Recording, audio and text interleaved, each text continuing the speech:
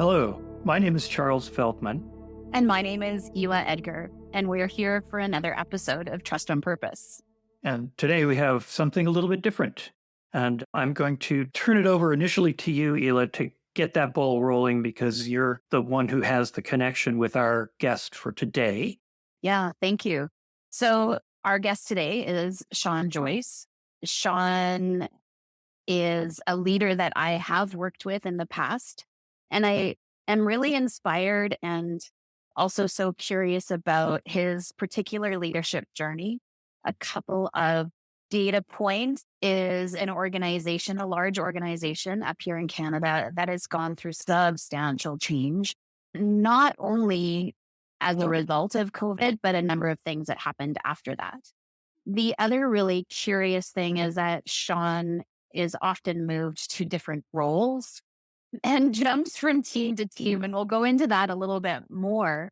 But what I was really interested in is Charles and I have had a number of different authors join us and different guests. And what I really wanted to bring to the podcast was the opportunity to hear a leader that literally has boots on the ground. And how do you navigate all of this? And so maybe where we'll start, Sean, is like a little bit about your leadership journey. Yeah. And like, who are you? Thanks, Sheila. First of all, thank you so much for having me on. I do feel honored to join this podcast.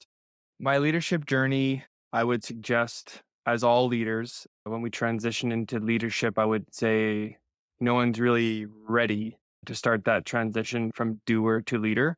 I would suggest I made that transition over the course of the first few years with a lot of bumps on the road and learning to support the team that you're leading, coach the workers on your team, on their assignments, and really being mindful of falling into doer tendencies. That's always been my struggle as a leader and something that I tell my team members today, actually, if I fall into tendencies of doing, please let me know. My leadership outlook substantially changed when I started working with Ila as a coach several years ago. At a point in time in my career, I viewed leadership as a transactional interaction with people that you worked with, less focus on the how and more focus on the what. And as you transition into leadership positions higher in your organization, I felt that gap just continued to widen, or my assumption or my opinion was that gap widened. I would suggest, since getting some formal leadership coaching, my perspective on that has completely changed. Helping your team with the what and the how, and ensuring that you're having consistent touch points with your team, not to ensure that everything is going to be perfect, because nothing is perfect, but to build a mutual understanding and trust that we're in this together. And we're only going to realize the outcome that we put forth for ourselves. We'll say the desired outcome is if your team feels like their leadership trusts them and has the ability to support them in their day-to-day tasks. Thank you. Can I ask you a question, Sean? Please. Just for clarification, I suspect, well, I certainly know Ila and I understand this, and probably many of our listeners, but I'd love you to clarify, if you would clarify how you're using the term doer. Doer. That's a great question. So my definition of doer is, instead of coaching the how, you do the how. And you really hope someone's watching closely as you do the how. Because again, there's an assumption that if you do the how in front of someone or in and around someone, that they've now learned the how. But again, if you fall into do and you perform the how, you're actually robbing that individual of an opportunity to learn the how. And perhaps they could provide a better way on the how, but you've lost that opportunity. So that would be my definition of doer, is transitioning from leader to coach to worker. And then there's something that I always lean on, but when you start taking responsibility for the work and not responsibility for the team, that's when you know that you've become a doer. That's a great description. I love it. Thank you. Taking responsibility at the wrong level and in the wrong context. That's right. Thank you. Lovely. Mm-hmm. Ila, it looked like you were about to say something or ask a thing. I wanted to actually go back to one of your initial statements, Sean, in that you are clear and transparent with your team, that if I fall into doing, to let me know. Yeah. I think at times being open with your areas of continuous improvement with your team can sometimes be awkward, especially if a team has never seen that from a leader. I think, Ila, you really help me be a bit more willing to share. I hate saying the word baggage, but let's just say baggage with your team and letting them know that you're not a finished product either. Yeah. You're fulfilling a role and you have roles and responsibilities. But again, you're not going to be perfect in satisfying those roles and responsibilities every day. And there's things that a leader, I think every leader needs to continue working on. No leader has landed on end goal, right? We're all working to better ourselves. I also would suggest that being open with the areas of continuous improvement for yourself as a leader just opens the door for your work, for your team to then share what things Mhm. that they want to work on, the areas of improvement that they've been working on. Yeah. And just, again, opens more doors as a leader to support your team. Yeah. I love what you said earlier, too, in your sort of introduction for yourself, that you want your team to trust that you trust them and that you're there to support them. So there's those two pieces. I trust you and I'm here to support you in doing this work and being your best in learning and all of those things. I'm adding a lot to it, but I'm inferring that that's kind of part of what supporting them is about. And it starts with you extending them trust to do stuff, try it out, make mistakes and learn from those mistakes. And then you're there to support them in doing that learning. That to me is really a powerful leadership skill that you just named in that. Thank you. Mhm. And I would add to that too, Charles, like you trust me and I trust you. These are great things to start a relationship with, but there's also show me. And I think as a leader, every leader has certain skill sets that got them to be a leader because every leader has transitioned from being a doer. I'll just take my personal experience. My strength is process and designing process and providing structure and cadence. So my show me to my team is providing that. If there's an area that we feel is too gray, some processes are implicit, explicit. If we do need implicit process, as a leader, that's where I feel I have an opportunity to show them that they can trust me because I can support them. So I think as leaders, it's really important to identify the areas you can support your team with and try to do that early in building a relationship. I feel like if your team has confidence in your abilities and they've seen you put in the work to set them up for success, it will transition into a mutual relationship where you each will be trying to help one another as opposed to a leader waiting for results to happen. That's how I would add to that, how you can actually build trust from not only saying it, but from demonstrating some action. Yeah. So I'm curious, your skill that you just defined, one of your leadership skills that you just so articulately defined, brings up for me the question, your skill matches what your folks need in a leader. Do some of the people that you lead now also lead others? Yes. Yeah. Some of my team members do provide work direction to others that I would say I have limited engagement with just because of the nature of my team's relationship with those individuals. Yeah. So my question is, how do you support someone who's really, what would I say, important skills or capacity doesn't really match what kind of support that their people need, the people they're leading need? Yeah. That's a great question. Yeah. How do you support someone that may not fit within your strengths of your skill set? I would suggest the first place to start is really understanding how they need support.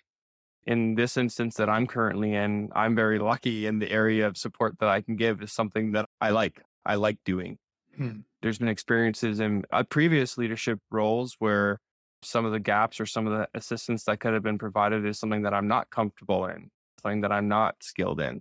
I think as a leader, we're very fortunate that we have a broad network within the companies or organizations that we work within. Mm. So I would say spreading your span laterally to find individuals that can actually help the team is in the toolbox as well. It doesn't need to be the leader providing all the solutions. The leader can also be a conduit to solution finders and bring them in with the team. Yeah. At the end of the day, I just like bringing in a whole bunch of smart people into a boardroom and let's hash it out. ultimately, as a leader, I take responsibility in facilitating that conversation, getting those minds in a room. That's how I would answer your question. I guess if you're looking to help a team where you're not comfortable in the area, I guess, solution that you're looking for, look outwardly, bring people in that can help fix the problem. And boy, I can imagine how that builds trust if that's done well. You're not just trying to run the whole show yourself and falling on your face. You're trusting that you can bring other people in and they'll help you and they'll help the team. And part of that is you're trusting that they're not going to overrun you in some way. Yeah. I also think an important piece of that is the follow up. Following up with actions that you've done with the intent to support. It's one thing to, in this example, facilitate a conversation with experts with your team to hopefully land on the solution. I've had experiences where something similar to that would have occurred and perhaps there's no follow up. So the activity happened, but did you land on the outcome you were hoping for? And I think the timely follow ups of those kind of situations is, again, not that you're hoping that everything is perfect after this networking session, after this collaboration session, but you're demonstrating trust in the sense that at least you cared enough to follow up to see if the individual received the support they were looking for, or if there's motion in progress on that solution. I'd like to chime in here on things that I actually saw you do while we were working together, and proactively reaching out to other subject matter experts, although they weren't necessarily used to having that kind of collaboration. But I think what I really appreciated about how you approached this was that together we can fix this, or together we can figure out the outcome. And that it was always from an intention of care. Like, how do we do this together? And I think of one situation where it felt like there was some resistance, like, what, whoa, hang on, you're in my backyard. What are you doing here, Sean? Yeah. And that you didn't give up.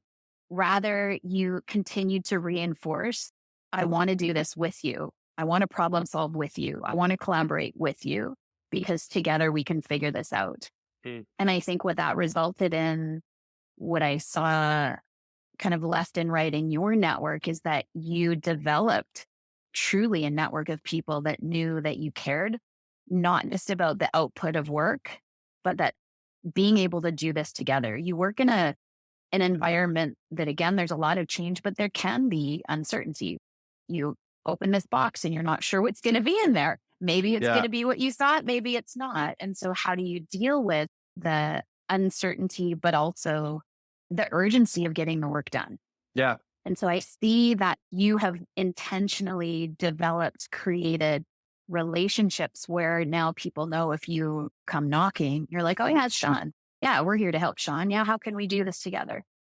So I want to segue a little bit of that into your role does take you sometimes into working and environments or teams that are not your everyday teams. And so what is that like, being put into a temporary situation, and how are you using your networks and your trust building behaviors to help you navigate that? Your description of like everyone's doing stuff, but having sometimes a leader to bring in, I compare it to like, imagine everyone playing tug of war, but everyone's pulling in a different direction. Yeah. I think the influence that can be provided to let everyone know that we can pull on the same direction on this, and at least let's understand the common goal.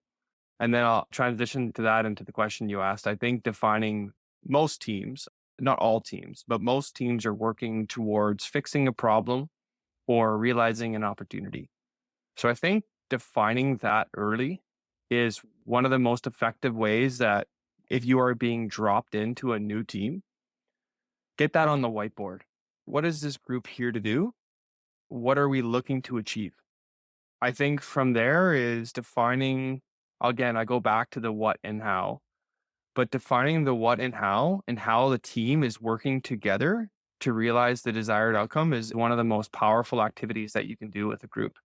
It sounds simple, perhaps even trivial to get on a whiteboard or a note and pen and write these things down. But the moment you can provide black and white as opposed to gray, and you can define the activities and tasks and frequency, it just puts everyone in a harmonious relationship on how they work together.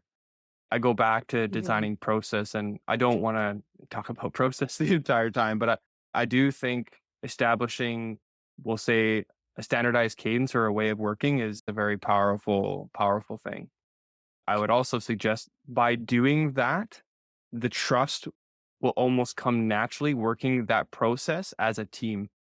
When you provide an opportunity for a team to work together on the way that we're going to work together, the solutions are coming from the experts as opposed from a top down approach where you have someone you don't have a previous relationship, you don't have a lot of trust, and they're already allowing you in. Again, I think it's a very powerful way to allow people to work together with a new leader. Actually, I love that you keep bringing process in. When I hear process, I actually hear stability, Yeah. consistency, which I would put in that domain of reliability. I had a interaction with a client this morning, and we actually talked about the opposite of that consistency and process, and how the inconsistency, or I don't understand the process, or it's inconsistently applied, and the cost that it has mentally, physically, emotionally, and people pulling the rope in the wrong direction. Yeah. Yeah. Charles, I'm curious about your perspective here. Yeah. Stability is something that teams need for sure. And you're going in and helping them determine what their process is and what they're responsible for, what they're trying to do. Again, I think builds trust and we talk about trust in these different domains, and I think you're aware of Yeah. some of that. So reliability for sure, but also care. I think care is fundamental there, that we're going in the same direction. We care about the same thing. We have our interests are aligned. And so now all we need to do is underneath that alignment of interest is create an alignment of stability and alignment of process that will allow us to move collectively towards what we want. Yeah. So I think those two are synergistic. And I love the way you talk about that. Mhm. I like comparing it to, I have conversations with my team, and the way that we kind of talk about process is let's agree on the foundation and framework. Yeah. And if you guys want to pick the colors and the drapes and the flooring, feel free to let your individual talents flourish. But we have to have some continuity that we come back to, where if you get transitioned to a new role tomorrow, which in this industry is very likely to happen, the person moving into your house knows they have a firm foundation. They have structurally sound walls. And now that new individual coming into that house can decorate that the way they want to. Because you don't want to shackle people. There's so many brilliant and beautiful minds out there. You don't want to shackle individuals with process. You really want to let their skill sets flourish, but in a way that doesn't potentially harm the outcome that we're looking for as a professional organization. Yeah. Nicely put. I love that metaphor too of the house where you have good bones is kind of the terminology that we often hear where it may be kind of a mess, but it's got good bones so we can fix it up. So being able to distinguish from, okay, the decorating looks like this, the paint is this color and so on. The beautiful thing with that as well is process is not finite. It's infinite. You can continue working process. I would say one of the most rewarding things that I can have as a leader is when a worker or team member comes back to me and says, this can be improved, and these are the reasons why. And I feel passionately about this, that this can help us do the work better, safer, more cost effectively. When you have someone work to process and identify improvements, it satisfies everything that you could possibly ever want from a leadership perspective, because they trusted you in utilizing the process, and they also trusted telling you that it can be improved upon. Yeah. And that's what that structure that provides. It provides an opportunity to let the worker provide the solutions. Yeah. Yeah. Lovely. I love it. Well said. I love it. I also would like to highlight, I think, one of the other authentically Sean leadership qualities that you bring, your sense of humor and lightness, and the ability, like, you don't take yourself too seriously. Now, although the work that you do and you're responsible for is important, There's a high safety regard required, but you don't hold yourself like so seriously. So like, I know everything, that you really invite this lightness and play, even as you're in our conversation with us. How do we actually laugh and have fun along the way? Because that's also a Hey. trust building behavior. Yeah. Thanks, Ila. Because I think the first interaction that we had when you asked me some of the most important values for me, and I think I said levity. I think keeping things light, refreshed with people, well, first of all, it just makes everyone more relaxed. And I think when people are not stressed, that's when the real good work can get done. In saying that, though, that's just myself. I'm not Mhm. trying to be anything but myself when I use the word levity and I try to provide levity in the workplace. For me, again, it's a thing that I would call a strength, and I utilize it to my strength in my ability to build trust. If levity is not your area of strength as a leader, again, it never hurts to keep things light, but don't force yourself to be something you're not. I think coming across genuine and sincere, we talk about building trust, that's it. But yeah, I feel very strongly about making sure the team knows we're here to get some really important work done. And there's some seriously bad stuff that could happen if things go sideways. But if you're not coming to work with a smile, you're already not getting the best day out of yourself. So if you can put the smile on, lots of potential of how you can manage your work day, work week, career. Yeah. Love it. So if you had, I'm going to put you on the spot a little bit here. If you had a room full of new leaders that were coming to learn and mentor under you or in your area, what are some things that you would share or invite them to consider? What direction or insight would you give them as new leaders? Oh, the loaded one. I know. I would suggest the first activity is what is important to you as a person, irrespective of the role in whatever capacity they're being a leader in, is what is important to you. Try to write down 3 or 5 things that with working with people, what is important. And I would also ask them to ask their question, why do you want to be a leader? And I would ask them to really consider and be honest with themselves on what they write down before they decide that leadership is a career that they want to pursue. I'd like to, if I could comment on that, because what you're doing here is you're saying essentially that leadership is its own competency. Being a leader is a career in and of itself, and it can be applied across many different areas, or contexts or kinds of work or whatever it is, but it's a competency all on its own. Yeah.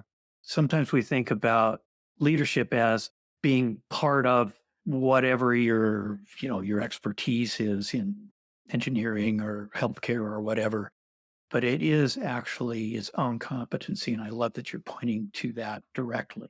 Yeah. It's great. I would also add to that there's no wrong answers.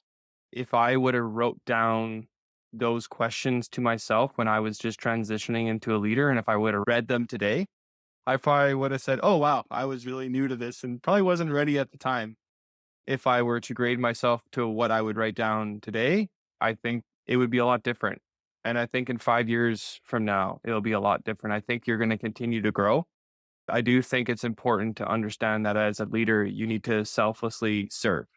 And I think that's something that you do learn.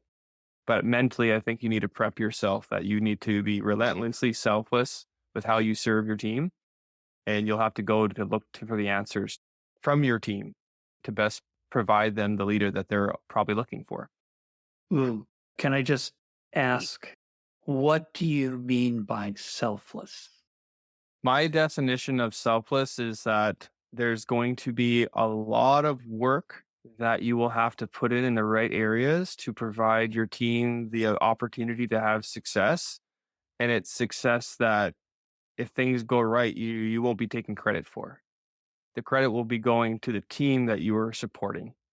The result will be shared by all, but the work that you put in is actually at the benefit of the worker, the team member. Mm. Which again, in the context of trust and trust building, really it's right in the sweet spot of the domain of care, Yeah. that you really care about where you're all going as a team and how you're going to get there, as opposed to caring about what you're going to get out of this as the leader. Yeah, definitely. That's beautiful. Well said. Thank you. And I think circling it back to how we started this entire conversation, that we're all a continued work in progress. I think what I know about you, and regardless of what you wrote and then what you'd look at today and what we'd write tomorrow, and Yeah. I think that that's our normal invitation and evolution as a human, and especially as a leader, that we don't have it all figured out every day, and we're not supposed to, and that our learning and our growth continues because we're committed to that selfless leadership, that we are truly in service of others. And how do Yeah. we become a stronger, more impactful leader that then in turn helps and strengthens the teams that we really support? That's what we're here for. Yeah. That's the beautiful part of life. I think leadership in a professional setting is on the micro level. If you look at the macro of life and how you grow year over year, I put the same lens on my professional career as a leader as I do in my life. You're just continuously developing and learning new things and applying those learnings to better yourself in serving your team. Yeah, I love it. Mm. You've left me so much to consider and even reflect on my own life, because even though Charles and I do this work every day, guess what? We're still working on things. We're also still figuring things out. And I think that's how you left us here, is such a great reminder for each of us and our listeners, and that it's a choice and a commitment that we can make every day. Now, not rock stars every day, of course, not every day is perfect, but what are you committed to, and how are your behaviors helping support the habits, the life, the values, the leadership that is really important to you? Yeah. And well said, like it's hard Mhm. and it's not linear. There's going to be a lot of ups and downs on that graph. But, if you take the step back, you see the line is continuously on an upward trajectory. Yeah. Again, I think perspective is key in that. There's going to be days, weeks, perhaps months, though, things don't feel real good. But you keep going back to the groundstone and you put the work in with your team, it will move to where you want it to go. You just got to believe in it. Yeah. Awesome. Sean, this has been great. I really appreciate you joining us and having this conversation with us, bringing some of your own personal experience to what is often a somewhat step removed, because neither you and I, although we do lead in many ways, we don't actually every day go to work and lead a single team of people or maybe a couple different teams of people. It's really great to hear from you and hear your experience. Really love it. Thank you. Okay. Thank you. Thank you. Thank you so much. Yeah. Thank you. I'm really grateful for having the opportunity. I think it's really cool that yourself and Ila decided to have someone like me on the show and provide inputs on my perspectives as a leader. I really hope this provides others an opportunity to get an insight of what other, we'll say, professional workplace leaders are going through. I just really appreciate the opportunity to speak on this. Mhm. This has been great. Thank you so much for being with us and sharing your thoughts, your process with us. Thanks, Charles, and thanks, Ila. Take care. On behalf of both Charles and myself, we want to say a big thank you to our producer and sound editor, Chad Penner, Hillary Rideout of Inside Out Branding, who does our promotion, our amazing graphics, and marketing for us. And our theme music was composed by Jonas Smith. If you have any questions or comments for us about the podcast, if you have a trust-related situation that you'd like us to take up in one of our episodes, we'd love to hear from you at trust@trustonpurpose.org. And we'd also like to thank you, our listeners. Take care and keep building trust on purpose. Until next time. Until next time.